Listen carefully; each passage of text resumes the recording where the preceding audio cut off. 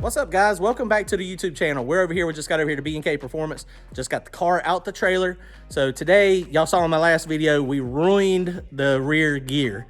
It stripped it all out. So luckily, if you look on the back of the car here, we had another one in the truck. So I bought this gear. I completely forgot about it. About 4 or 5 months ago, my gear started making some noise. And yes, this is a used gear from 2011.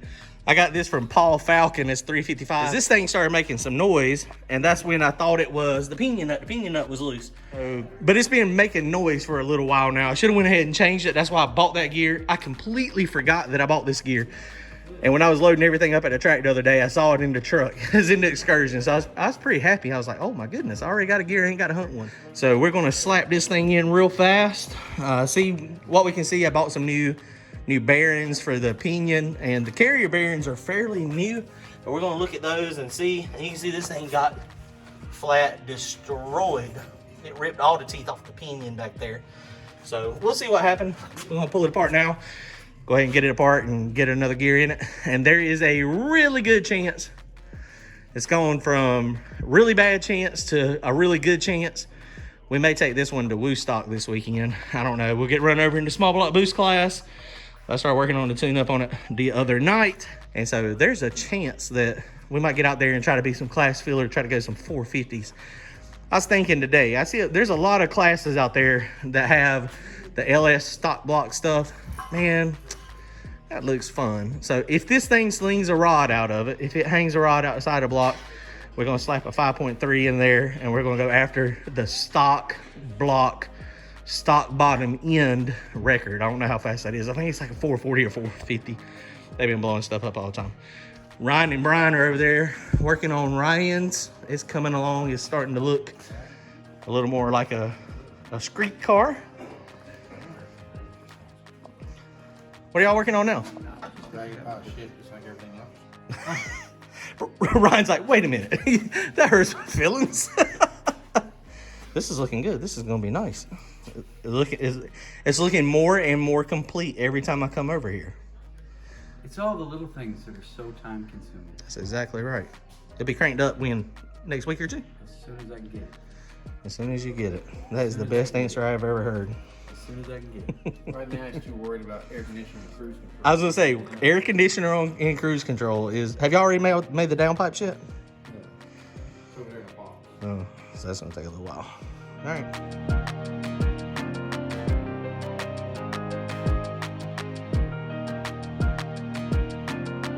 So this is the brake setup. These are off of you can get them off of a 86 SVO, 87 Thunderbird. Oh, clips are loose there. But I've had these things on here forever. Brian had an old rear end laying outside, and I grabbed the brakes off of it and put the rotors on. The calipers and stuff are off of 86 SVO, 87, 88 Thunderbird. And you see you have to do some modifications back there, but it's not too bad. Can't really see it real good. It's kind of hard to see, but it is fairly easy to make work. Factory brakes. Got a parachute back there. Don't really need good back brakes. No, I'm just kidding. They work good. They stop good.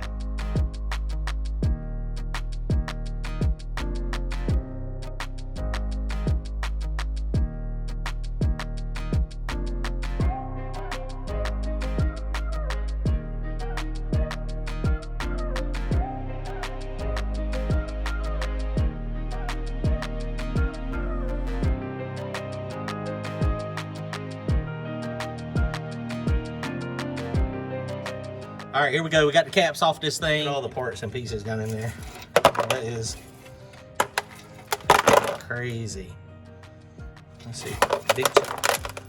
Big chunks of pinion. Look at that. We end up getting cut if I'm not careful.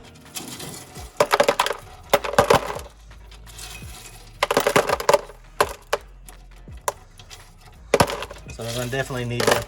I got new pinion bearings. Ow. Yep, it got. That was like major destruction. I don't think I've ever busted one that bad. Like I said, usually it just pulls the teeth off of it. Got new pinion bearings, the front one, the inner and outer. Haven't looked at these carrier bearings yet. Let's see what they look like. Pull this thing out real fast.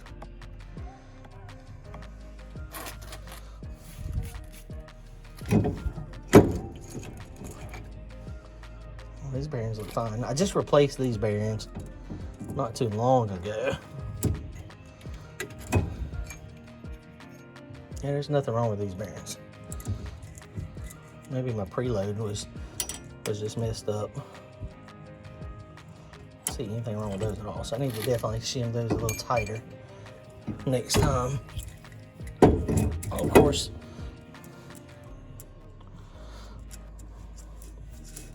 nothing wrong with these bearings at all. All the teeth are gone. That is insane. Okay. Wild opinion.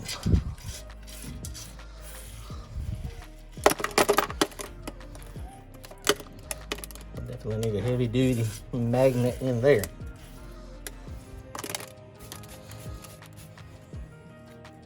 The thing is locked down tight. And I do not have a crush sleeve on this. This thing has the solid spacers.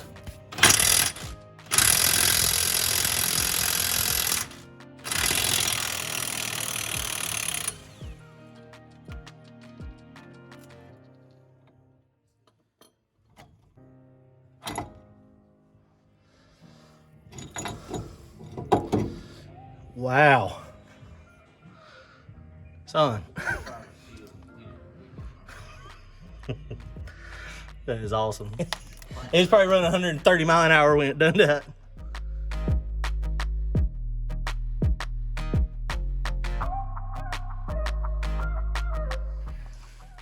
Okay, so check this out. This one's a little different. So one of these is not like the other. And that's what it's supposed to be. So we got this other, got a shim, 32,000 shim on here. I just took the one off over this one, put this on here. And this is what I was gonna show y'all too. This is what I use in place of the crush collar. This is just an adjustable shim pack. You got this shim, and then you put these shims in here. And so you got this is the inner bearing, and this is the outer bearing. This is where the drive shaft will go here. And so this shim pack is what determines the spacing, the crush in between the bearings. What I like to do is get it to where you can spin it and you can feel the bearings, but it's not super sloppy or super loose. So that's, you know, the way you do it. So if it's too loose, you take some of these shims out. If it's too tight, then you add shims to give it spacing. Okay, so we got a pinion in. We got our shims set right. We had to make do with what we had. We had to make some shims. Apparently I have misplaced all my stuff. Luckily Brian's got a whole bunch of shims for the sides here, but the one for the back he did not have. But I had one that was close to the right size, but it worked. I ended up having to grind on a little bit. So you can see we got nice, it's nice and smooth, got a little bit of resistance. So now we're fixing to put the carrier back in and set the backlash. Okay, so we got the backlash set. It's pretty close. You just have to play with these shims, you know, moving the carrier forward and backwards. When you have too much backlash, it's too far to the left, and when you have not enough backlash, it's too far to the right. So you just have to play with the shims and get it so that it's right. So this is pretty close. I've got about 7 thousandths. So that's gonna work for what we're doing here. So we got about 7 thousandths, and now we're about to check the mesh and see what it looks like. So one thing you're looking at when you're looking at the gear, the straight up part here, this is the drive side of the gear. This is the part when you're going forward. This is what's meshed, and the slope part in the back, that is the coast side. So you want to look at all that and see how they mesh together and see what it is. With this being a race car, I mean, one of the bad things about gear, sometimes they whine, like when you're on decel. I don't really care about that. So as long as the drive pattern is going to be close, that's all I care about. Let's check it out. You just wanted to move this back and forth. I was holding the camera here, so I couldn't do it the way I needed to. But you have to hold the pinion to put a little bit of resistance on it so that it's a tight mesh back and forth, back and forth. So here's the pattern. You put that little bit of grease on it, and then you move it back and forth. And this is a little off. It's a little close to the edge on the toe side. I don't know if I really like this. It's not terrible. I've run them like that in the past, but probably wouldn't be a problem. Coast side looks actually pretty good, so that's definitely okay. I think we're going to try to give it a little bit more backlash and see what that does to the pattern. Okay, so we reset the backlash again, and it looks like now we got right at 12, 13. So we are in the ballpark. We're on the loose side here, but we're going to look at the mesh pattern and see which one is better, whether it was tighter or looser. Because I am about done. I've been working on this thing for way too long. I am not adjusting the pinion depth down there. Not happening tonight. Sorry. This is going to be what it's going to be right here probably. It's a little deep on there, but it's all the way across the tooth down on the bottom. So I think this is going to be the best pattern. The one on the back, on the coast side looks really good. Kind of hard to see. That's going to be a very quiet gear on decel, and I think it's going to be fairly strong on making the passes. So we'll see. This is where it is. This is where it's going to be, and that's how I'm running it. All right, so this took a lot longer than I anticipated, but it took a little while to get everything back squared away. So we're done. It's like almost 1 o'clock in the morning. Ryan's still working. Brian's out here. We're all hanging out, shooting the breeze and working on race cars.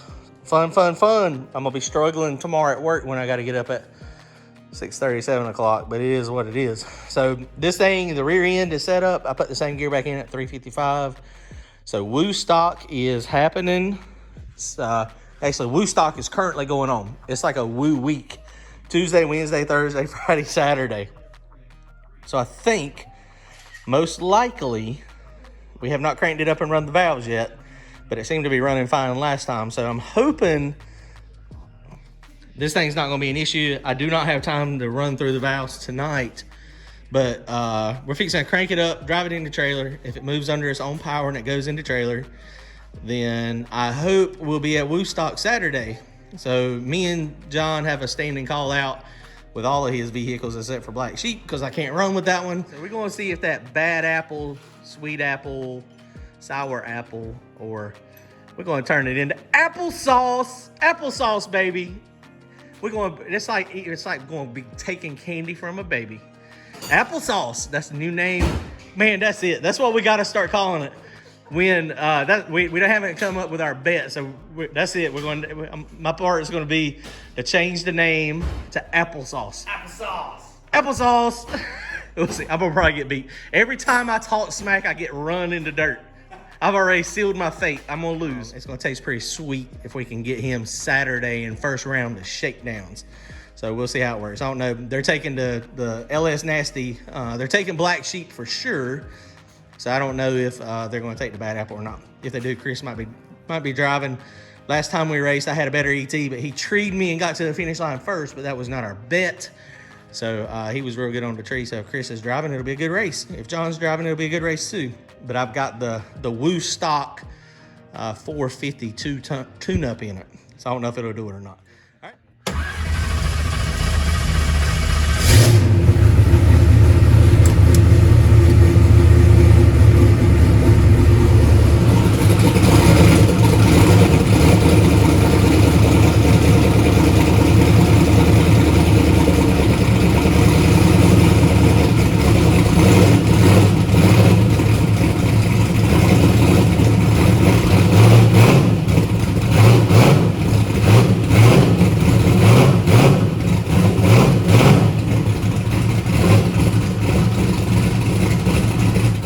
All right, well, boy, that sure was a long night, but it was worth it. We got the car back up and running. We're going to get this thing loaded up into trailer, strapped down, head into Woostock Saturday morning. So y'all make sure y'all comment, like, and subscribe, and we will see y'all soon. Thanks.